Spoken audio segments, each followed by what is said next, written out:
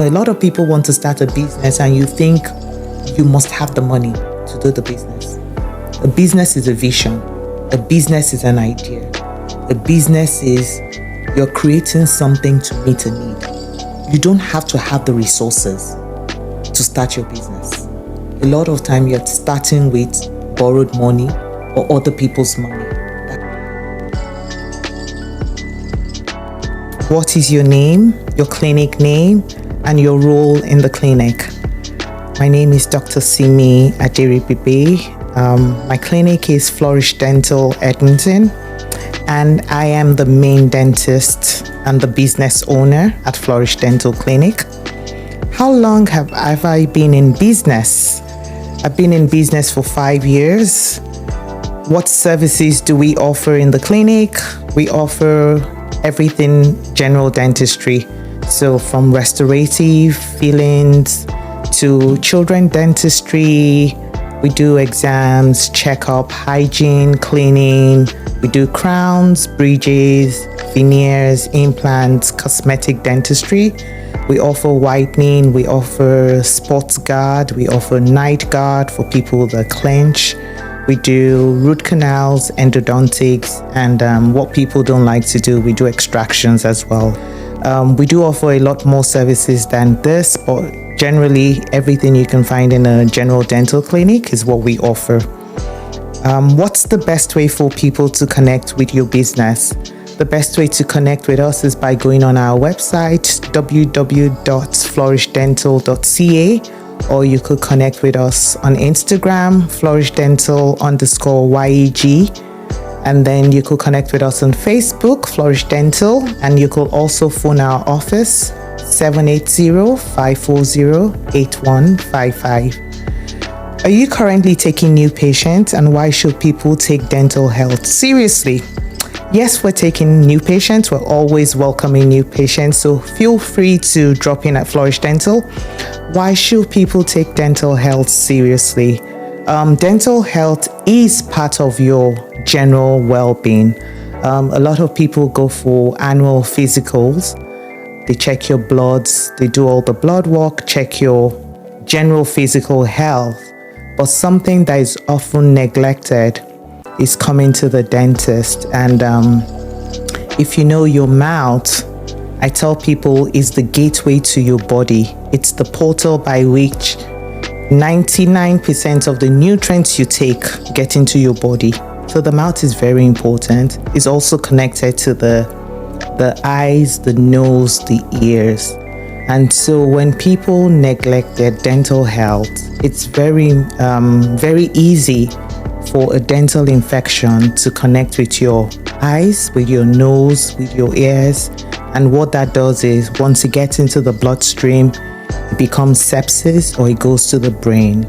So dental infections can be very deadly. So do anything you can to make sure you don't neglect your dental health. What is your advice for people who are looking to go into dentistry or start a clinic but are scared to take the leap? For people who are looking to go into dentistry, it depends on what stage you are at. If you're a student in high school, then you need to do your bachelor's, get a first degree first, and then you can apply to dental school after taking your dental aptitude test. If you're already a dentist and you're thinking of starting a clinic, but you're scared to take the leap, I'll just like to encourage you. Honestly, you just need to start and you keep learning as you go along. Dr. Simi, welcome to Founders Outlook. Thank you, Juliet. During your introduction, you mentioned that dental infection can lead to sepsis. That's very scary, right?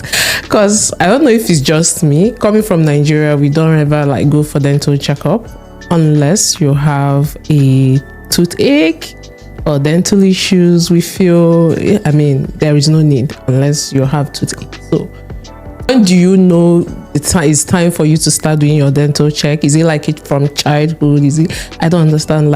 It's very triggering, to hear sepsis. I don't know. It's scary. Thank you, Juliet. I didn't mean to scare you, and I don't mean to scare the audience, but these are some of the things that can happen.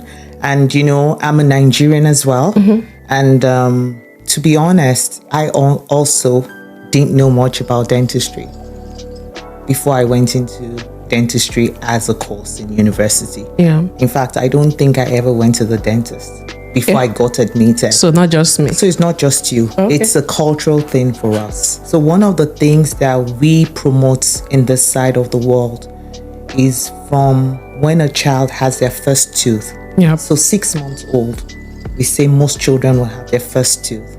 That's when a child should start seeing the dentist. So typically from 6 months, if the child has the first tooth before 6 months, they're free to come to the dental clinic. And usually at that age, we don't do much. It's more of an education and acclimatization for the child to get used to the dental environment. Because really, when you come into a dental operatory, there's so much going on. Our chairs are so big. Everything can look overwhelming if you're not used to that environment. But when a child starts coming from 6 months, they don't know much at 6 months, but we educate the parents. We find out about the eating habits. We find out if they started brushing that one tooth that is in the mouth. Because some people will tell you they're still using cotton wool or something. But cotton wool might not clean the plaque, the dirt on the tooth effectively. So they should use toothbrush, right? But very minimal toothpaste because the child can't spit out. So those are some of the things that we will explain to the parents. We'll talk about feeding habit, breastfeeding, things like that, bottle feeding. You know, people do bottle feeding. They put juices in bottle. They leave the child with it. These things cause issues later on. So it's more an education. You look in the child's mouth to start your dental checkups. Thank you very much. You're welcome.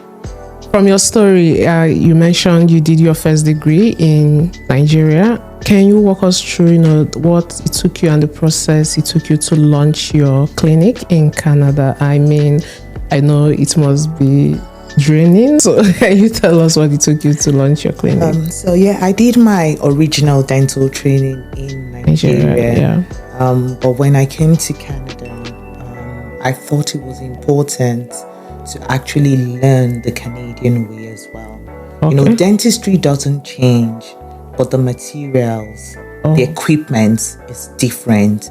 And our training in Nigeria was limited. In fact, I remember for my sets, the dental students graduated 6 months after our medical counterparts because they said we didn't have enough experience because we didn't have equipment. Our equipment were faulty. So when I came to the side of the world, it was paramount that I go back to school. Okay. Right. And I applied to go back to the U of A. I applied to all the dental schools in Canada because it is very competitive to get into dental school here. Luckily, I got into the U of A. So as a foreign trained dentist, when you apply to go back to school here, you do 2 years. Okay. So I did a 2-year program. I started from the second year, end of second year. And then when I graduated, I thought, okay, I am equipped. Okay. I am equipped to do what I want to do. And so it was when I finished my training at the U of A, that was the time I decided that I was just going to open my practice because by the time I was coming here, I was out of practice 20 years in Nigeria. Okay. Right. So it was so you've time. Always known you own your practice when you came. Okay. I've always known. You talked about challenge or what I went through. What you went through, I think the biggest challenge I faced was funding. To own a dental clinic. The way patients complain about how our services are expensive. We also complain. Everything in dentistry is expensive. The equipment. In fact, there's some things I don't want to say, but then I have to say because it is what it is. My husband has a medical clinic. Yeah. And when we look at what we buy from the same company, same supplies, the dental ones are more expensive. There's no explanation for it. In fact, when we found out, he started buying some things for me.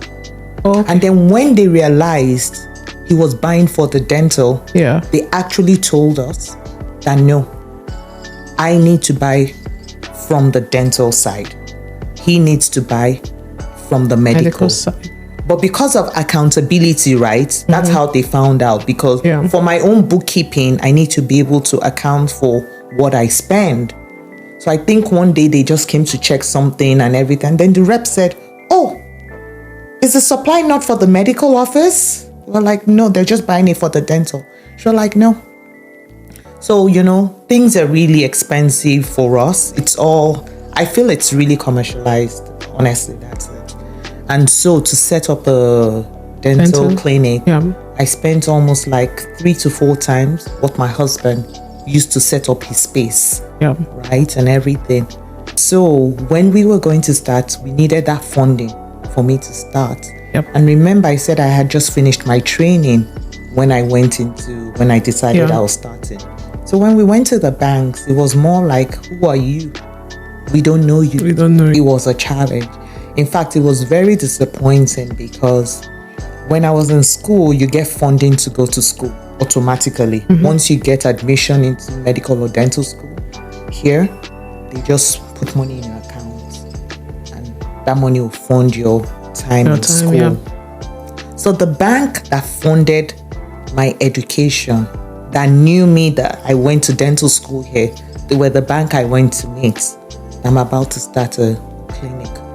They refused. They refused. They were the bank that had our mortgage as a family. I see. They refused. Because my husband said, because my husband didn't have to go to school, so he had been working all along. So my husband said, "I will be a guarantor for her." They refused. It was another bank.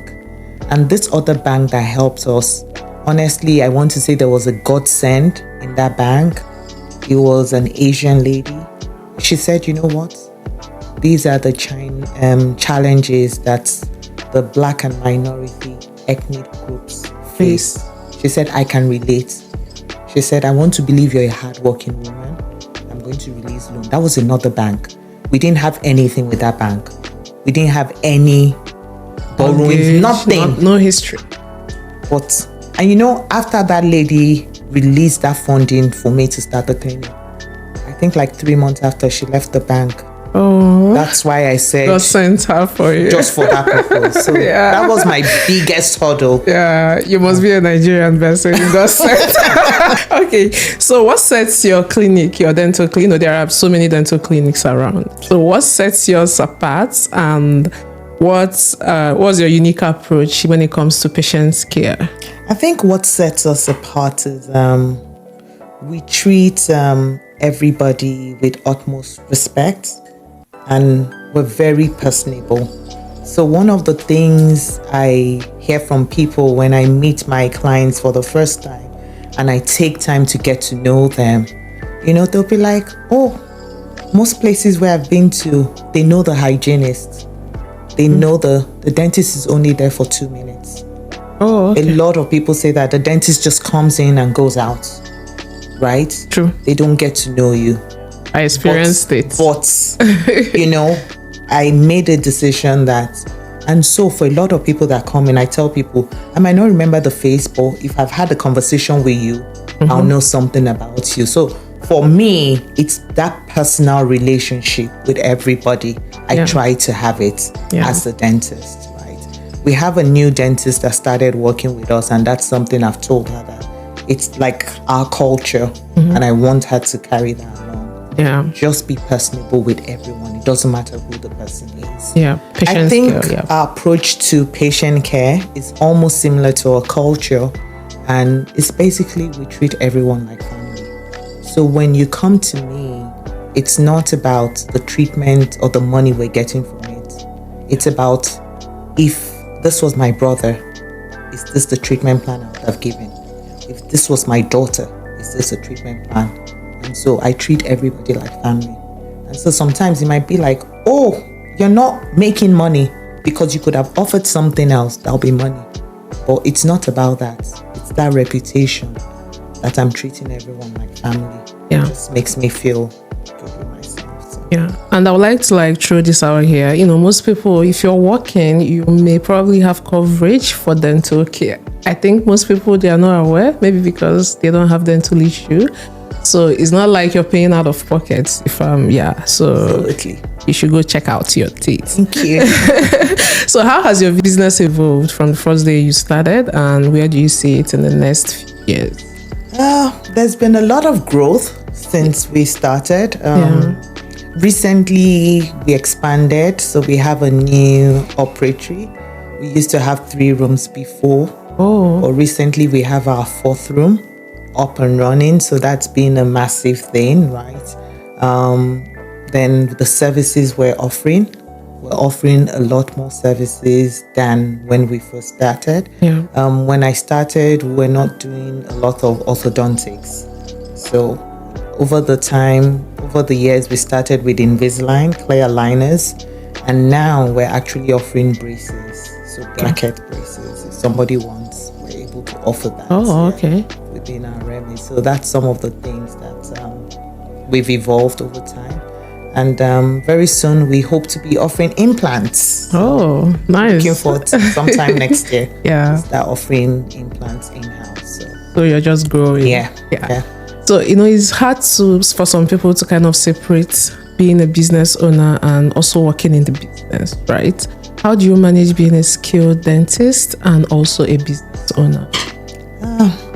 I think discipline is one of the biggest things with that. Being a business owner and being a clinician, a skilled clinician. So when I talk about discipline, when I'm there as a clinician, I tell the staff that's not the time you bring administrative tasks and things. Because honestly, once I start my day at 10 o'clock, I look at my patients, I look at the last time I saw them, what do I have to do today, It's just like you're brainstorming until. And a lot of times in dentistry, you never know what you're going to face when you go in. It might look like an easy procedure. You get in there, it goes sideways, right? And everything. So I try to distinguish my time.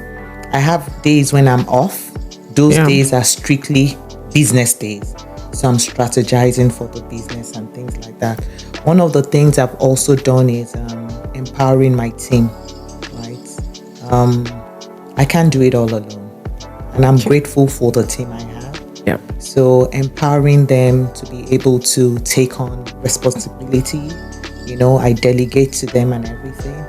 And also just developing systems such that when I'm not there, the business is running,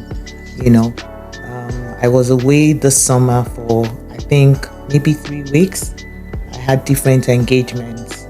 And to see that the clinic was functioning even when I was not there was awesome. I just want to also encourage people, because a lot of people have been used to always seeing me when they come to the clinic. So we're having challenges. People come now and insist, we just want to see Dr. Simi. I'm like, we have another dentist she's very experienced, 20 years, very capable of doing what she has to do, but people still say, no, it's Dr. Simi we came to see. So, but I try to, like I said, guard the clinician time, the business owner time, empower my team. I also try to just stay focused. And when I say focus, it's especially the area where I'm in. There are a lot of dental clinics. And easily you can get into the comparison game and say, especially when you look at Google reviews, you see clinics, 800. You see your own, you say, where are we? Right? And everything. But no, I just focus on my own journey, on what my goals are, and I take it a day at a time. I tell myself, if I improve 1% a day, that's okay. An improvement every day. In 100 days, that's like 100%. Improvement. And that's my goal, continuous improvement. Just the little, improve on one thing. So those are some of the things I just use to make sure that I remain a skilled dentist and also protecting myself as a business owner. Looking back at your journey, if you want to give your younger self an advice, what would that be, and what would you change you have the power? If I wanted to give my younger self an advice, I think it'll be not to worry and not to stress. I think in the beginning days, I used to fret so much and stress and worry, but that things always fall in place. The most important thing is to have a mentor, to surround yourself with supportive people at work and at home, and just stay focused.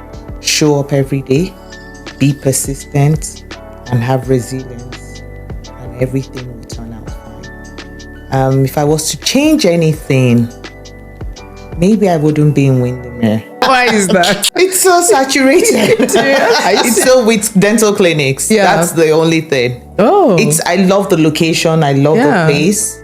But for most dental clinics, right, they tell you want a place where maybe you're the only dental clinic in like a 2-kilometer radius or something. Mm-hmm. It's not the case. Well, like maybe 10 in my 2-kilometer radius. So that's the only thing. But honestly, proximity to home. Yeah. Proximity to my husband. Yeah. I love the location. Love it, so that one is a 50-50. Maybe I wouldn't change it. In Nigeria, for a pharmacy, for you to open a pharmacy, there's like a law of, the proximity to the nest is not applied in Canada. So I don't think they have law here. Okay. Honestly, they don't have any law because the builders are the ones that just take things. They're rent just building. out, rent out spaces. And to so whoever. when those developers, they start to develop portions of land, they look for 3 things. They look for pharmacy, they look for medical, they look for dental.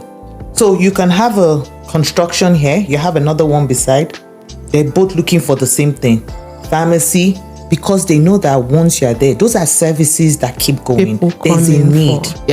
So they know that those 3 units, if they have it, you keep their mall or the strip mall busy. You'll keep it busy. Oh, okay. You'll keep it busy. So there's no. So instead, the law we have, which is not really a law, it's like a contractual agreement. Is that when you as a dentist, you're working for someone, we put you can't work within 2 kilometers or 3 kilometers radius, because that means you can go from this clinic to the next. And if patients really like you, you move patients from one practice to the other. Oh, that makes sense. That's how we guard ourselves. But regarding setting up, okay. What strategy do you use in terms of marketing? Considering now that Windermere is saturated, what strategy do you use for marketing, and which type of marketing do you think is beneficial, if I can use that for your business? That's an interesting question. Yes. For a very long time, I haven't even done much marketing. Okay. I haven't done much. A lot of it has been word of mouth. Word of mouth, referrals from people, recommendation. In the last 2 years, we started using Google. Okay. Google Ads, right? But still, compared to our word of mouth is almost like 80%. Our Google Ads were like 20% of everything. Interestingly, recently, I think I just met up with a marketing consultant. So I'm actually looking, and that's because of the new dentist that joined us. Because a lot of people that said, come, Dr. Simi, they want to see Dr. Simi. So that's the word of mouth. Okay. Now having a new dentist, right? A lot of people, the people that come to me don't know her. Yeah. Which is why I feel, okay, now I need some external marketing. So I just met up with a consultant. They're looking to give us a proposal, and they just have different campaigns that they've recommended that we should use. So we'll see how that goes. And I think it's only after we started that I can look back and say what is this is the best strategy. Okay. But we haven't done much up until now. Okay. So what haven't I asked you that you've been thinking a lot about that maybe people may want to know about your clinic? I think one of the things I can think of is, as an African Black dentist, I feel I'm able to relate to a lot of Black people and their needs, and really explain what challenges or what could be going on with their dental health. Because you find out that people have seen dentists and it's always like in and out. Just tell them you need this, you need that, but they don't really have an understanding. But this procedure they have to do costs so much, and so people don't even know exactly what this is. They just know they need something. So just being able to relate with people and break down that dental knowledge or dental procedure into bite-sized pieces that they can understand is one of the things I'm passionate about. And I always tell people that if it's just to explain to you, you don't have to come to me for that treatment. If it's just to explain to you what someone has proposed, Yep. I'm happy to do that. Oh, that's nice. The last founder that came wanted to know, how do you overcome disappointment in your business? That's an interesting one. Or maybe we can do it this way. Okay. What questions should I ask the next founder? What would you like to know from another founder? Yeah. What keeps them motivated in their business? Question about disappointment. I think, honestly, disappointment for me in the business is usually when we have time blocked out for a patient and they don't turn up. Yeah. That's because it's like wasted time. Everybody's set up to see that, and sometimes some of our appointments are 90 minutes, 2 hours. Yeah. So imagine that downtime of nothing. And how do I overcome that? Of course, that time is a wasted time slot when it happens. But overcoming it is getting an opportunity to actually speak to the person and explain to the person why that time is so important. And we always appreciate, if you just let us know at least a day ahead if you think it's not going to work. Yeah. So I think that's all I can say, because one of the things my husband has told me is, especially regarding dental, a lot of people just don't know. They're not aware. They don't know. But when you explain to people and they see from your perspective, then they can also, if you schedule an appointment, you got the time, you do so. So that's the disappointment I'll say we face, and that's how we overcome it. Okay, good to know. Is there a founder that you know that you'd love to see on this show to come and talk about their business? It's good. So you can do Sochi Obuna. Sochi Obuna. Okay, what are they into? And she's part of the Nod group. Oh, Nod. So the handle is the Nod on Instagram. Sochi Obuna. Okay, invite Sochi Obuna to the show. Okay, Sochi Obuna would like to invite you to join the Founders Podcast. They'll like to know more about the Nod and the great work you're doing out there. Hope to see you. Sochi Obuna will be reaching out via Instagram. And thank you so much, Dr. Simi, for coming and speaking about your business and giving us more insights when it comes to dentistry. You can reach out to her on 180-540-8155 and www.flourishddental.ca. Thank you so much, viewers. Keep watching Founders Outlook. Don't forget to like, share, and subscribe.